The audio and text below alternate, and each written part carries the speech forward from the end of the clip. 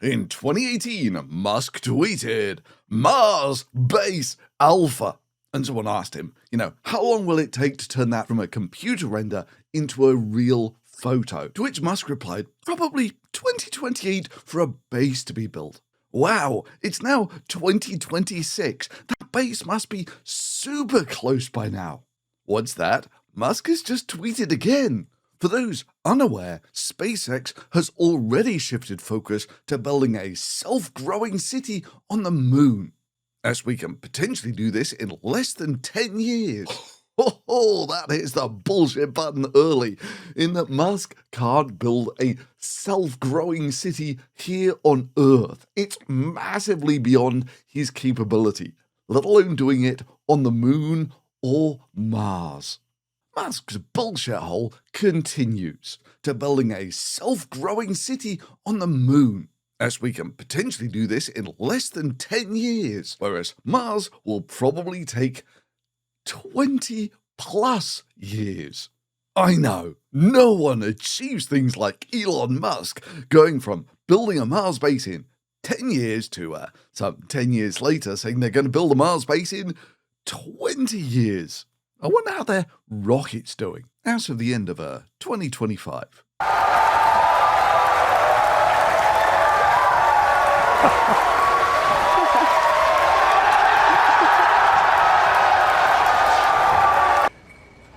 We could be sending people to orbit before the end of next year. Within a year approximately. Yeah, sure, it could take people to orbit. It's just they would have like a 30% chance of being blown up somewhere along the way. And even if they made it to orbit, they would be guaranteed to be burnt to a crisp on re-entry. Yeah, that's what they're going to send people to the moon on. And Musk retweets, "Civilization on the moon." Yeah, I know, dumbest AI slop ever. With one of the more devastating comebacks to Musk saying he's deprioritizing exploring Mars in favor of the moon, in terms of, "I'm shifting my exploration focus from Neverland to Narnia," which might have something to do with the fact that the rocket they're proposing to do this on, which is the biggest, most powerful rocket ever launched, with the smallest payload of any rocket, currently tracking towards 0. And that's after some 11 failures to get to orbit. In fact, there is a very real possibility that it will take more launches merely to get Starship to orbit than there were Saturn V rockets in the entirety of the Apollo program, with Starship Flight 12, again, not even attempting to get past the Indian Ocean, let alone to orbit, where there were only 13 flights in the entirety of the Apollo program. All they have left to do now is to figure out how to get to orbit, re-entry, rapid, reliable reuse, orbital refueling, storing cryogenics in space, life support, and how to land on the moon. All of which they told NASA would be done by 2024, when they got some $3 billion of taxpayer money. And let me just check my watch, and it's like, that was 2 years ago now.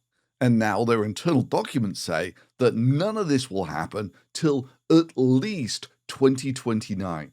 And assuming it is merely a 5-year delay, the added cost of just keeping the Artemis program waiting for Starship to get ready is gonna cost the US taxpayer $20+ billion. And it's not just the rockets that Musk delivers less than 1% on. They say, how you do one thing is how you do everything. And in Elon Musk's case, that thing is strategic application of fraud, or maybe delusion. Either way, it's in his DNA.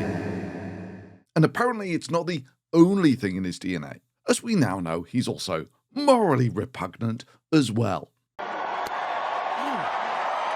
Well, more morally repugnant. I mean, bypassing the whole Musk dropping the big bomb that Trump was in the files, the guy he spent hundreds of millions of dollars to get elected, but now he's past all of that, and now he's perfectly fine with helping that guy from the files. After all, Musk was clear and loud when he claimed that he refused every time that they tried to lure him to the island. Sorry, what's that? years after the Steinman was convicted for soliciting underage girls, the released files now show that that's exactly the guy that Musk wanted to have wild parties with. Who does Bill Gates think he is to make comments about the welfare of children, given that he frequented Jeffrey Epstein? Okay, well, he said he regrets those, and and he was happy to give that guy a tour of SpaceX as well. Yes! SpaceX, for those who don't know, now owns XAI, which owns Twitter, meaning that SpaceX is now the only aerospace company that provides tools that will manipulate images of children in such a way that they will get you arrested in about half the countries on Earth. Because at the end of the day, Elon Musk is the man of this century for sure. Yeah, I know. Maybe that's what all that going to Mars thing is about. You know, when an island's just not quite remote enough to conceal all the crimes of the world's richest billionaires. But how SpaceX came to own Twitter is an outrageously corrupt story for another day, because this is just the stuff that's happened since I started making this video. Anyway, where were we? Ah, yes, in his DNA, the spontaneous lying thing. You know, if you're willing to spontaneously lie about being really good at a computer game. Are you in the top 20 in the world or top 20? Wow, in Diablo. Yeah. Boasting a top-tier rank that takes thousands of hours of elite-level play to achieve. But the second he hit livestream, within seconds, it was 100% clear that he was one step up from noob. That is, the world's richest man had actually taken time out of his day to find someone who would play computer games for him, undoubtedly hidden behind a bazillion non-disclosure agreements, so he could claim that... Are you in the top 20 in the world or top 20? Wow, in Diablo. Yeah. And if he's lying about computer games, you can be 1000% certain that this is bullshit. This guy's landing rockets. You know, he's landing rockets on robot drone rafts in the ocean. And you're saying he doesn't know what he's doing. Yeah, Musk is no more landing rockets on remote drone ships than he is the world's best Diablo player. I mean, sure, he might hire the world's best Diablo player, but that doesn't make him the world's best Diablo player, no matter how many times that he claims it's true. Are you in the top 20 in the world or top 20? Wow, in Diablo. Yeah. This is the same man who walked into Twitter claiming that he was a hardcore programming expert, who could make sweeping decisions about how to rewrite the stack. Wait, seriously, a total rewrite. That's your prediction for velocity. Yeah. Well, when you say a total rewrite, do you mean starting with the skeleton, or a bunch of engineers sit down with a whiteboard and say, what is Twitter? Revolution or reform? I just mean like literally like there's like you could either try to amend the crazy stack that exists or rewrite it. That is until, of course, a real engineer piped up. But when you say crazy stack, what do you mean? Like, break it down. Then it became clear that his actual real knowledge of the problem he was addressing was about half a dozen buzzwords. I mean, yeah. Like what? No, man, you're in charge of the servers and the programming, whatever. Like, what is the stack? Elon, keep things technical in my space, please. Take me from top to bottom. What does the stack look like right now? What's so crazy about it? What's so abnormal about this stack versus every other large-scale system on the planet, buddy? Now, of course, Musk is completely in charge of the facts and understands exactly the problem that he's addressing here, so he will respond to this with a detailed, well-thought-out plan. Right? Scale system on the planet, buddy. Come on, give it to me. All right, so first off... Amazing. Wow, you're a jackass. Yeah, maybe he is a jackass, but it's better than being a dumbass, Elon. You see, there's this common thing where talented people think they're not good enough. It's called imposter syndrome. The opposite of that basically being the Dunning-Kruger effect. Musk is a curious combination of the Dunning-Kruger effect and a con man. You know, claiming that you're one of the world's best Diablo players when you're a few runs of the ladder up from noob, that's just kind of dumb. But paying someone to play for you so you can claim you're one of the world's best players, that's got con man written all over it. But who am I to judge? So I ask Musk's truth-seeking AI, Grok, the one owned by SpaceX. So, something that I think is extremely important in building AI is a very rigorous adherence to truth. To describe the moral character of someone who would pay someone to play a computer game for them so they could claim they were one of the best players in the world. One-line answer, Grok. Is honest and lacking in integrity, valuing false prestige over genuine skill and effort. I had dinner with a friend, and he was like, "Well, who's the chief engineer of SpaceX?" I was like, "It's me." Is honest and lacking in integrity, valuing false prestige over genuine skill and effort. Musk goes on to say that it's not just him who's the chief engineer at SpaceX, it's everyone. But that said, what I actually tell a team is like, everyone is a chief engineer. This is extremely important, and that. This comment from Rob Hilton sums it up perfectly. He talked about electric cars, and I don't know anything about electric cars, so when people said he was a genius, I figured he must be a genius. Then he talked about rockets, and I don't know anything about rockets, so when people said he was a genius, I figured he must be a genius. Now he talks about software, and I happen to know a lot about software, and Elon Musk is saying the stupidest shit I've ever heard anyone say. So when people say he's a genius... Amazing. Wow, you're a jackass. I figure I should stay the hell away from his cars and rockets. So Musk decided recently to open his mouth about chemistry, and I happen to know a lot about chemistry. So let's see how Musk fares when he talks about chemistry. As you'll see, this isn't some trivial shit. This is the core of one of Musk's master plans. What is Earth made of, as measured by mass? Actually, it's iron. Iron. Iron. Yeah, we're I think 32% iron, 30% oxygen, and then everything else is in the remaining percentage. We're basically a rusty ball bearing. That's Earth. With a lot of silicon at the surface in the form of sand, and the iron phosphate. So iron phosphate lithium ion cells.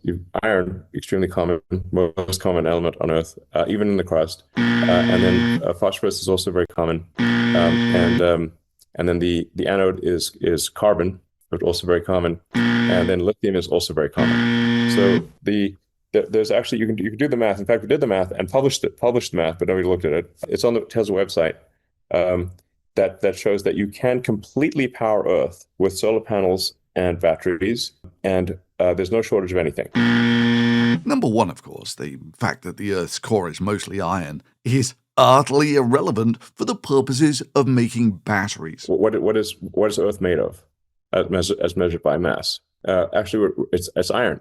Because the Earth's radius is some 6,000 kilometers, and the deepest humans have ever been is about 10 kilometers. It's kind of like saying that we should run our economy on hydrogen, seeing as the number of nuclei that are hydrogen in the universe is about 90%. Hell, the number of nuclei in the human body that's hydrogen is over 50%. Now, sure, all these facts are true, but using that as an argument as to why we should have a hydrogen economy, because there's no shortage of hydrogen in the universe, belies a profound lack of understanding between nuclei abundance and power generation. But the Earth, like basically all planets, is gravitationally filtered. That is, that the dense stuff has basically ended up in the middle, which in this case is mostly iron. Now, iron's density at the surface is about 7 grams per cubic centimeter. For reference, water is about 1. But the iron in the core of the Earth is significantly compressed, so it's actually about 11 grams per centimeter, with the lower density stuff, basically the rocks and the such like, in the crust. But Musk then goes on to call the Earth a rusty ball bearing. We're basically a rusty ball bearing. That's Earth. And no, not by any stretch of the imagination. This is basically like saying that the universe is mostly hydrogen and helium, therefore we live in a gas cloud. Musk's chemical ignorance continues. With a lot of silicon at the surface in the form of sand. And no, it's not silica, it's silicates. Now that sort of stuff might sound trivial to non-chemists, but for chemists this stuff matters.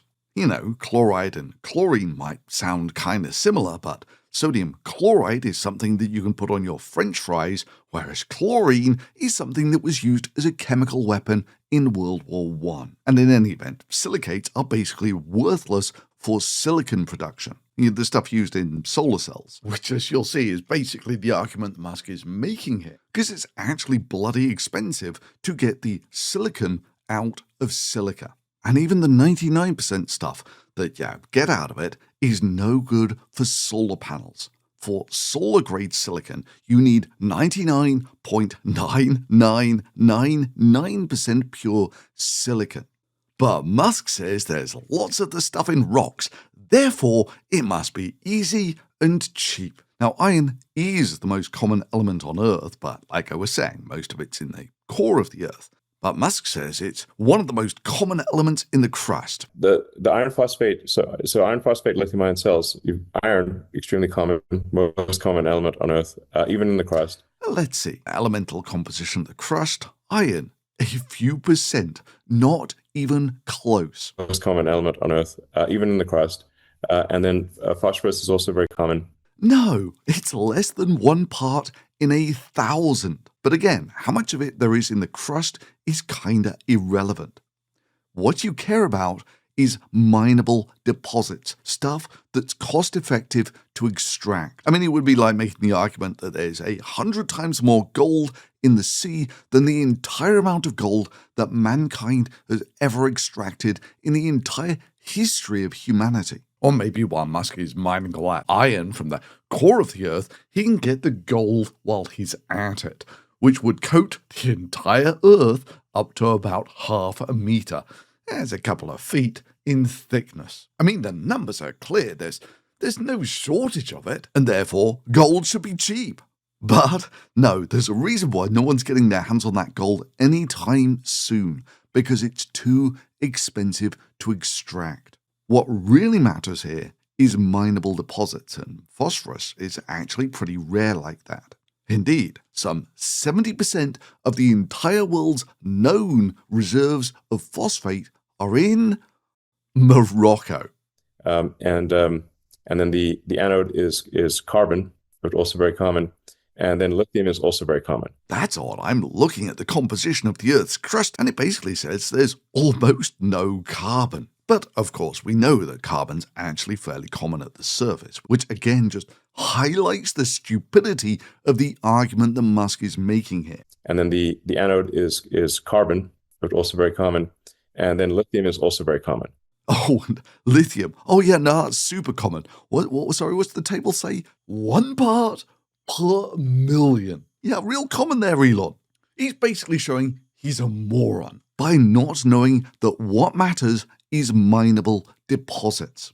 And the composition of the Earth basically tells you nothing about mineable deposits. And it really does highlight the stupidity of a man who makes the argument that, but there's lots of iron in the core of the Earth, therefore we can make lots of batteries. So there's actually, you can do the math. In fact, we did the math and published the math, but nobody looked at it. Because the arguments you're making are unbelievably stupid on their face. Or as Musk calls it, his master plan part 3. All right, master plan part 3.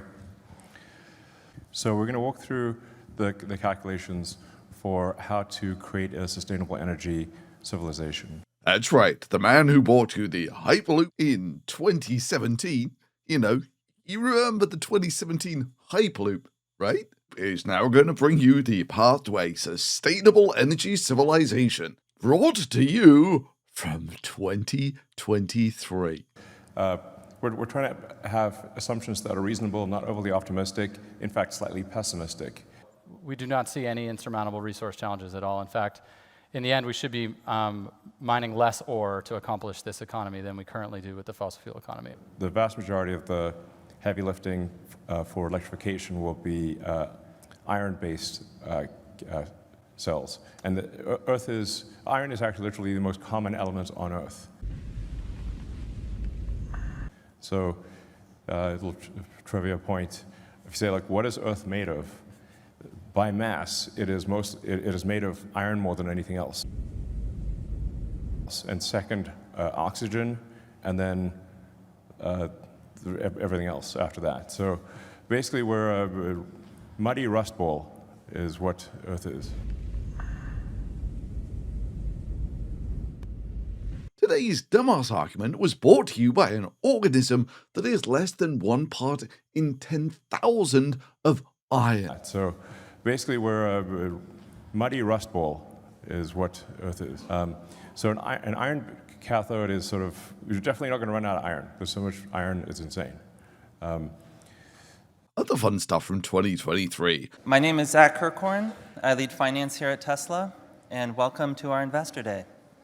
And his job was so rewarding that less than 6 months later, he quit.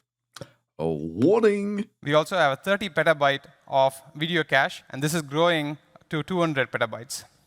All of this is going to significantly increase once we bring Dojo, which is our training computer, on board into this.